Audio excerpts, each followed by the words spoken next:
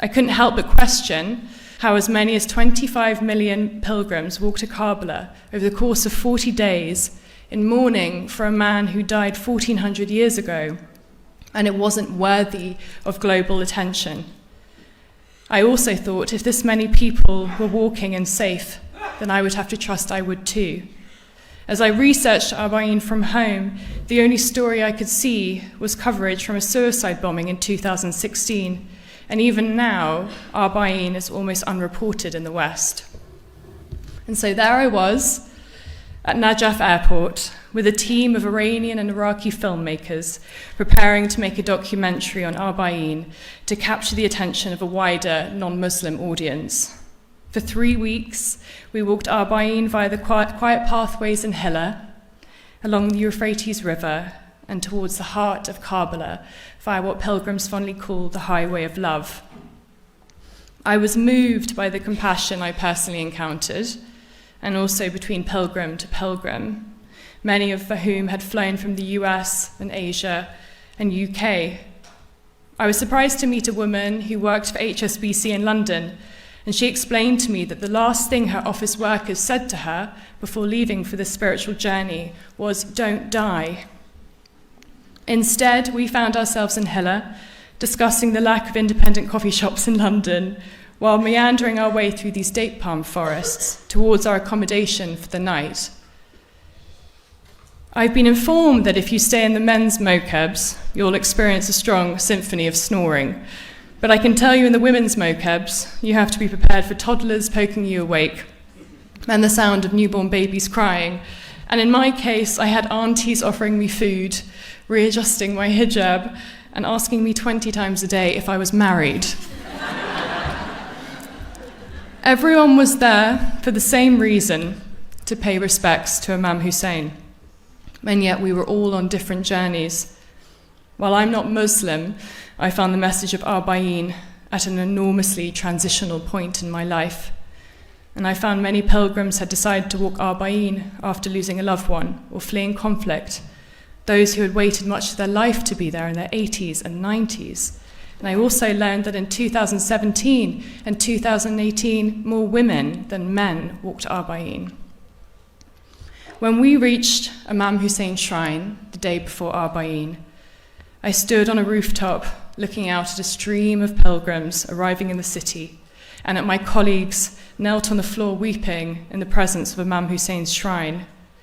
I felt overwhelmed and confused.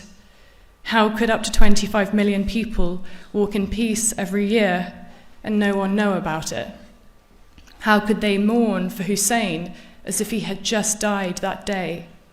And how could one man unify so many people in one place, and yet so few globally know about it?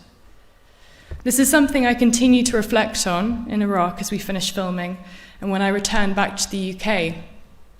I spent 2018 deeply frustrated by the contrast between my experiences and what the British media spouted. 2 weeks before Arbaeen in 2018, I contacted my friend Farzan, and I asked if we could walk it again. This time, we were without a documentary film crew.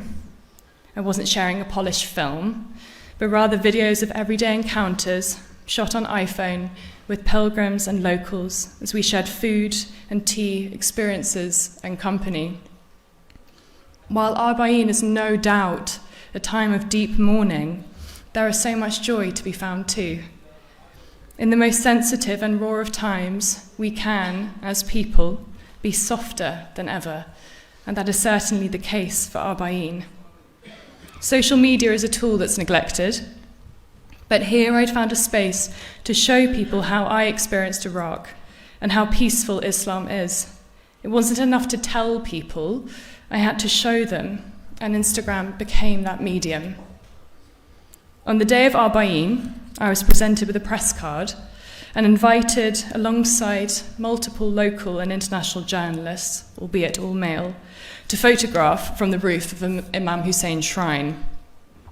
The videos I shared subsequently went viral, which is the reason why I'm standing here today, and with that, a tide of positive and negative feedback. But what these videos confirmed was that positive, non-sensationalized news about human connection could go viral, that there was a want and a need for storytelling from the Middle East and Muslims that wasn't just conflict and terrorism.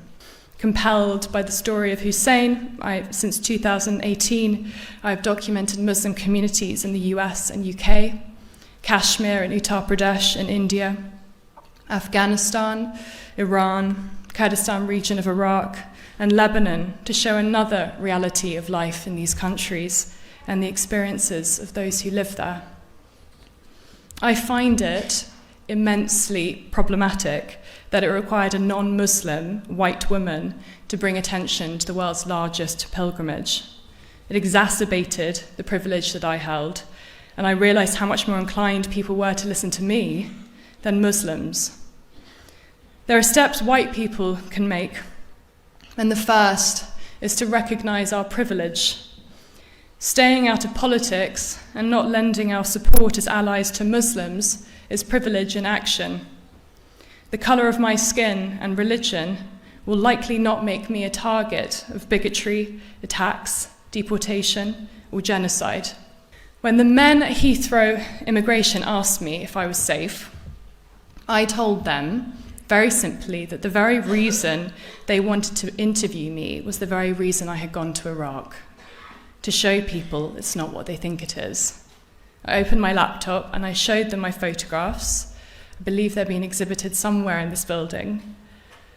And I showed them these pictures from the pilgrimage. They started to ask me about Shia Islam and what Iraq was like. And in that moment, 3 non-Muslim male police officers apologized for making the assumption that I was in danger simply because I'd been in Iraq. I left that room feeling like I had, in the briefest of moments, used my privilege to provide the men with the tools to question. They wanted to know, they just didn't know what to ask. Many of us don't have the courage to ask the questions, and many of us will bypass this requirement and come to our own conclusions about people and communities. And likewise, it isn't the responsibility of Muslims to educate non-Muslims. But I'm hopeful that those with privilege, like myself, can not only support Muslims, but also encourage non-Muslims to engage in activism. Journalism has the power to bring about change, to shift perspective, to empower. It always has, and it always will. And the choice is how we use it. We must collectively stand up on the right side of history, to never be silent bystanders, and to stand up against injustice, just as Imam Hussein did 1400 years ago. There's no more important message in my life to share than this. And thank you, Imam Hussein Summit, for inviting me here today.